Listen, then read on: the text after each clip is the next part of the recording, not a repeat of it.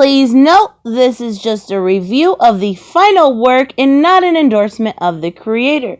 Any opinion or prior action belonging to the creator involved, unless otherwise stated, are not factors in this review. Thank you and enjoy!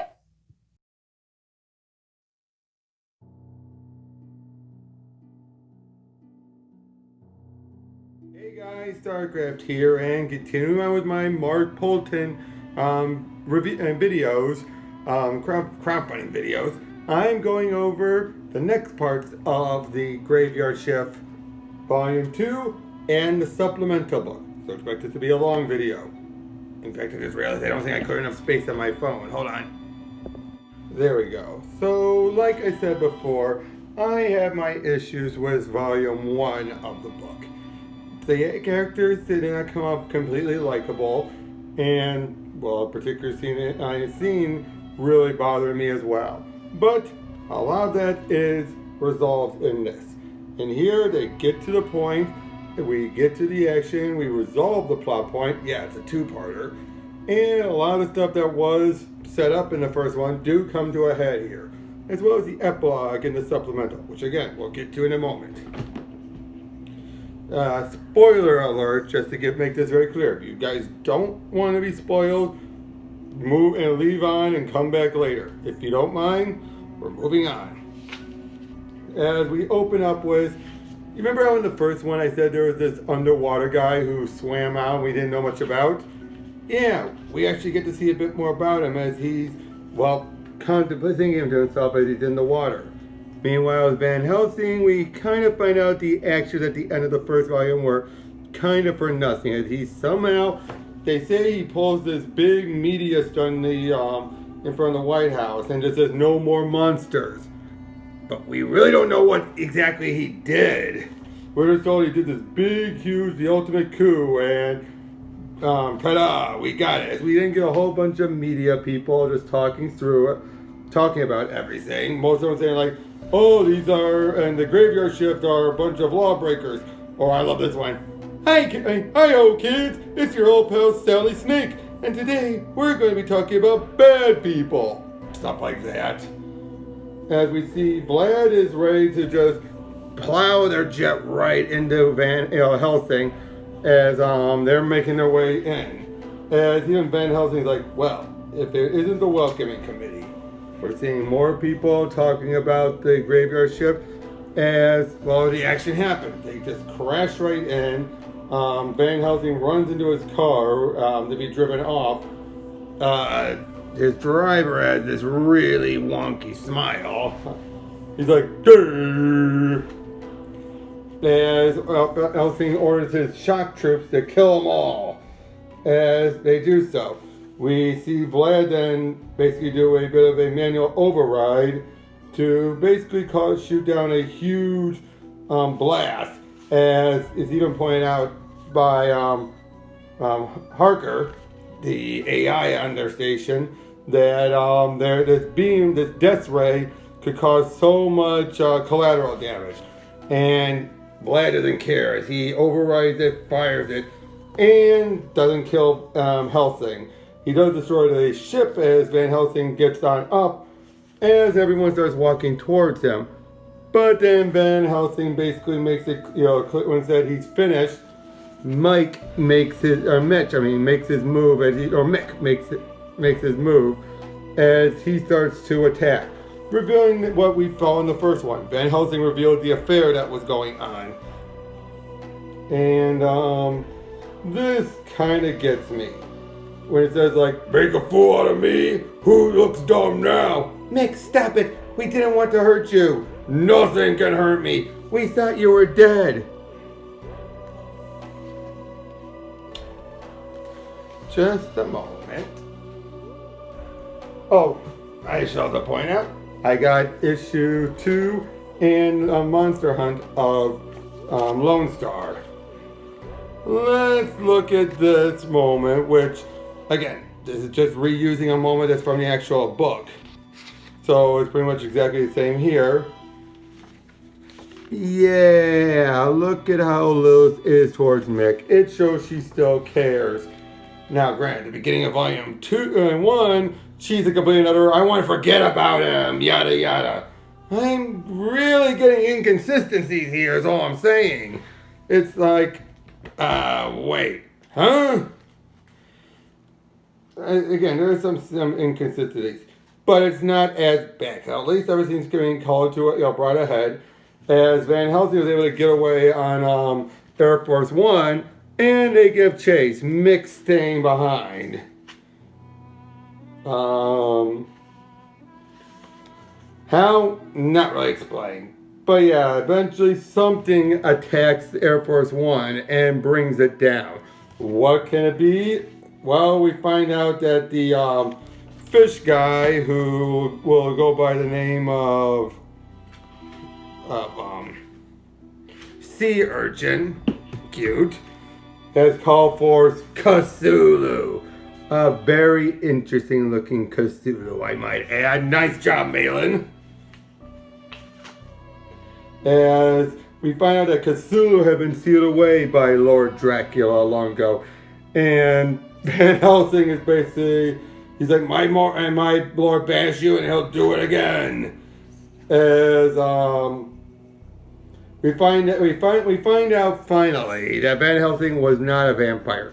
He was a werewolf, which throws off a lot of their intended means to take him down a bit, throwing it out the window. As Vlad and Lilith try to deal with him, Vlad just opening fire on him, but it's not doing much good. Van Helsing just continues on attacking, taunting them all, as he storms right up to them, ready to kill them. Again, he just keeps on monologuing, talking about how billions will praise him, how the graveyard shift, what they're doing here won't matter. And Vlad is ready to accept his death when Sarah, aka Little Monster Girl, blasts a hole right through Van Helsing, which is fitting given all the horrible stuff he did to her, constantly erasing her mind and just turning her into that thing.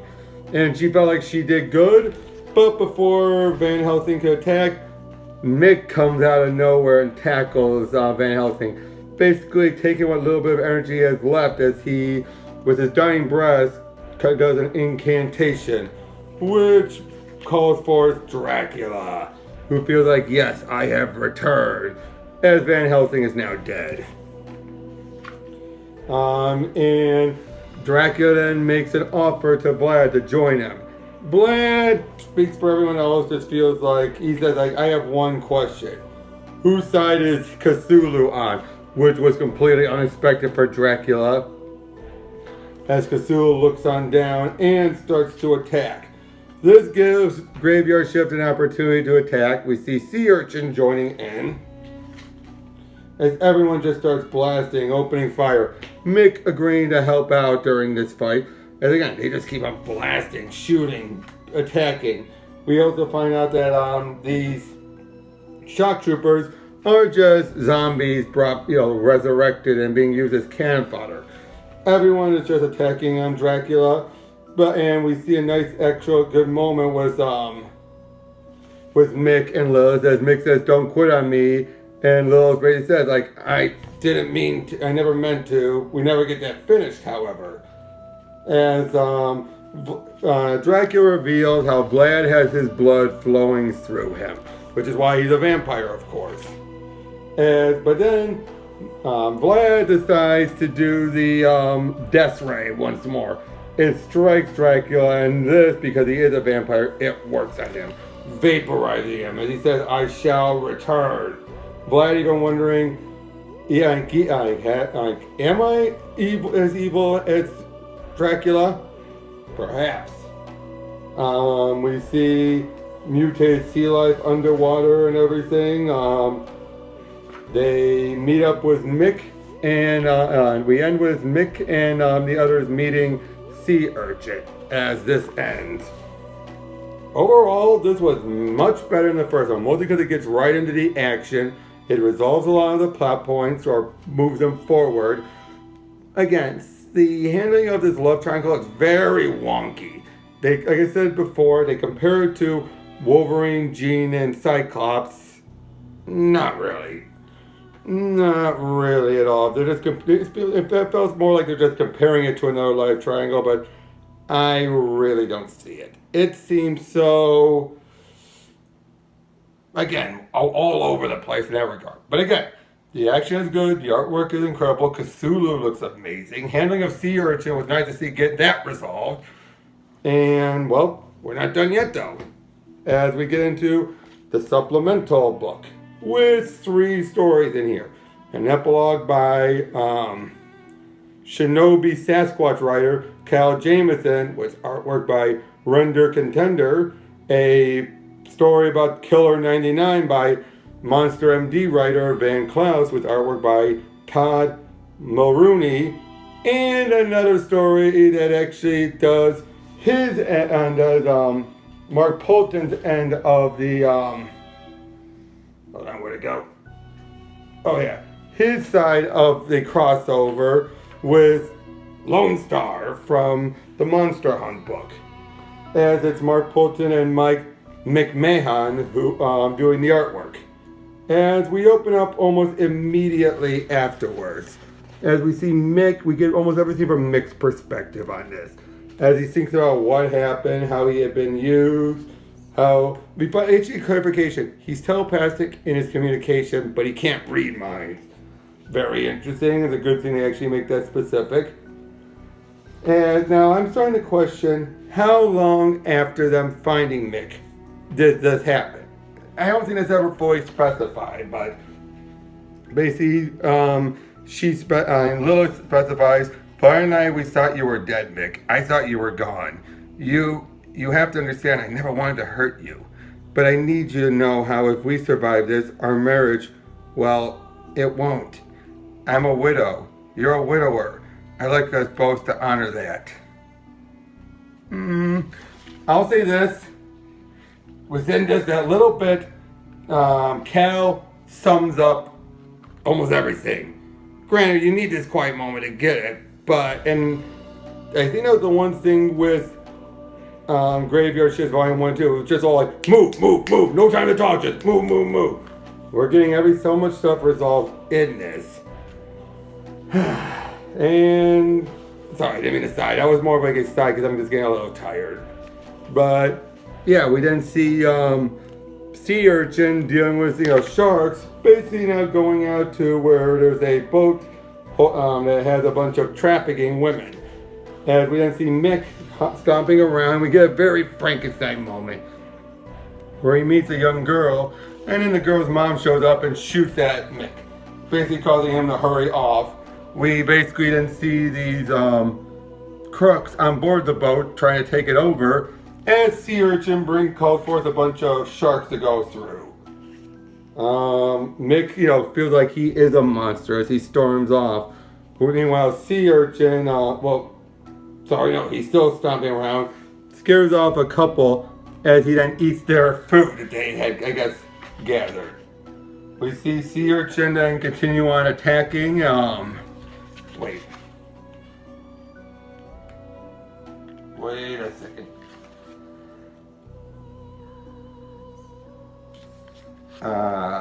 Okay. It keeps on saying present, but we have no implication about things being in the past during mixed stuff. That's what kind of confuses me. As we see present again as,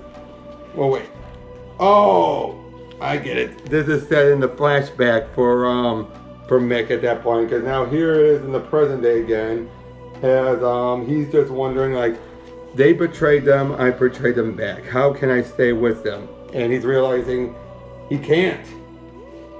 And eventually they meet up with this one couple that sees them, recognize him as part of his graveyard shift, and he's expecting to be called a monster. Instead, they call him a hero.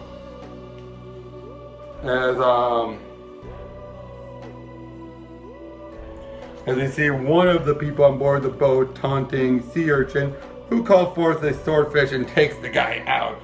As he then jumps into the water and, just swims on out of there. Again, great artwork. As we then see Mick, walk off from the couple, as ends up in a cemetery and feeling like maybe I'll stay here for a while among the dead where I feel I more belong. And who knows, maybe among with the dead, I'll find a reason to keep on living. Great story, Cal. It was really needed. Again, after all the constant action and just filling in story beats, it's nice to have part of the story that actually just quiets down, no need for action, and fill in the blanks. Just keep on giving us more story and characterization. We then open up Killer 99. It starts off in a remote Arctic base where a woman is attacked and, taken over by a very, I assume, thing-inspired creature that takes her form. Meanwhile, we focus on this scientist in Camp Silver Lake in Iowa, abandoned since 1980. You'll get why. As we see this scientist who used to be a part of Project Wormwood, the project that created Graveyard Shift, as he's been trying to work on this one large fella who, okay, I just gotta wait. This is a throwback to slasher movies, particularly Friday the 13th. There's a bunch of people show up wearing a bunch of slasher movie masks, as they soon take the mask off, realizing this is a great place to hide out while the cops, wait till the heat dies down. As they have some arguments, and they're getting all horny. Meanwhile, the experiment Killer 99 escapes, and he's ready to go start killing some of them. As the scientist meets up with him, Dr. Gerald Hammerfield, who tells him, hey, we're all the things we could do together. He slices off the doc's arm. The doc then hurries over and meets up with some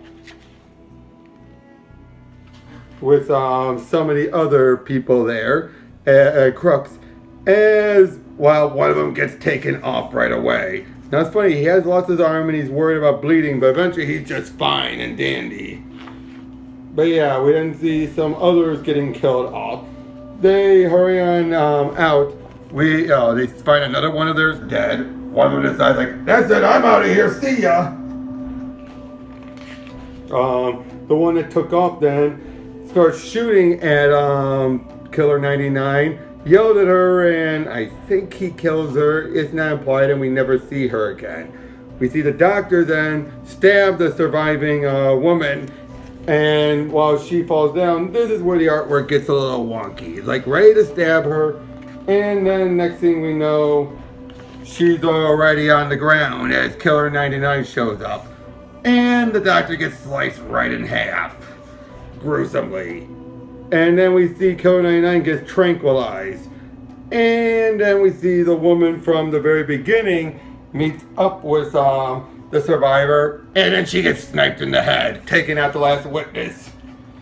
We then see in an undisclosed location the woman showing off her possessed eyes, talking with Killer 99, saying they have work to do.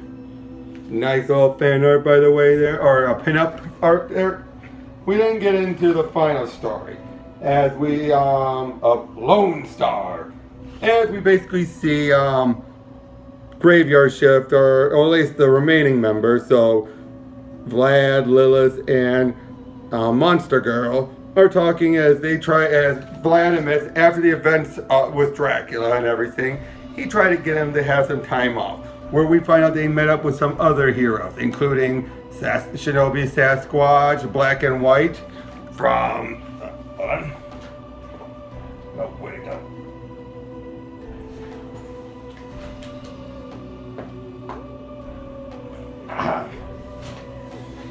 from this, U.S. Assassin, of which I will go over tomorrow, and even Brutus. We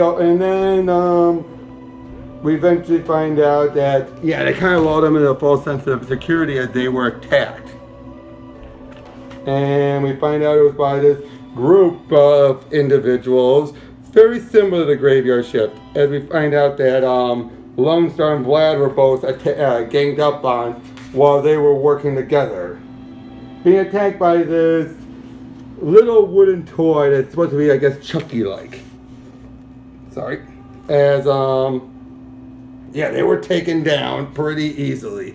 As we then see in the present day, they're still being taunted, and one of them is trying to read their memories.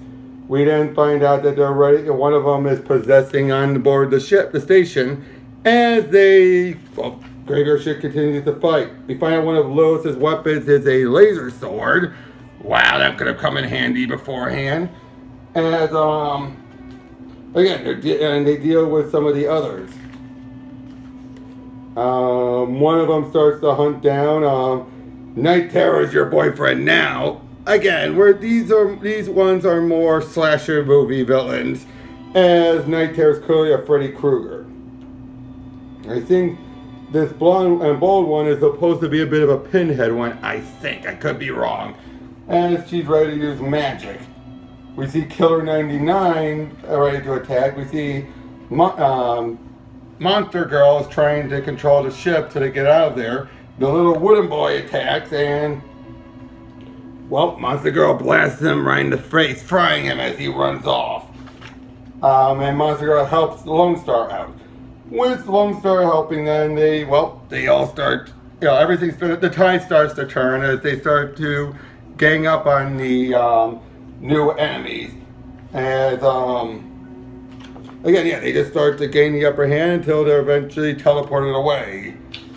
And we eventually find out that, this group here are called Graveyard Shift 3000. The rivals now. As we then get a nice moment between Lone Star, Vlad, and Lilith, where Lone Star even says, Vlad, you and Lily are good people. Good people that I'm happy to call friends. And then they take off, and we find out that then we find out there's a monument back on Earth with dedicated them, as we're now going to lead into what I suppose will be Volume 3, the Wolf King, whoever that is. But apparently it says here in their absence, the timeline has been altered. And I don't know what that means. They basically say something is wrong, as we're now seeing werewolves are the main dominants, and that's the end. I gotta say, both of these together are such a much better story than the first volume alone. This one again, very well handled, just gets to the point, resolves all the plot threads, but this gives us the characterizations we painstakingly needed, especially for Mick and Sea Urchin. Sea Urchin, especially because we hardly knew anything about him, but Mick because he was mostly for most of it, and we finally get Lilith to give a bit more explanation to everything. But and the Killer 99 is a nice little done-in-one story as he plays out into the final story. Lone Star was handled well. The establishment of his own fictional universe is very well done. Curious, given certain recent events, how if Lone Star is still part of the universe or not. But yeah, and then it sets up a nice point leading into Volume 3. Overall, I really enjoyed both of these. Cannot recommend enough. These ones I definitely would give a high marks, nearly a 10. So yeah, that's the end of the Graveyard Shift stuff, but tune in tomorrow as I go over U.S. Assassin, the bonus book that was sent in as well. And hey, it's not going to be a quick one either, but it's going to probably be a lot quicker than today's episode. This was a team up of Mark Poulton and Mike McMahon, who did the last story on the supplemental book. So they say it's bringing extreme action back to comics. But does it and fulfill that promise? We'll find out tomorrow. Catch you guys later.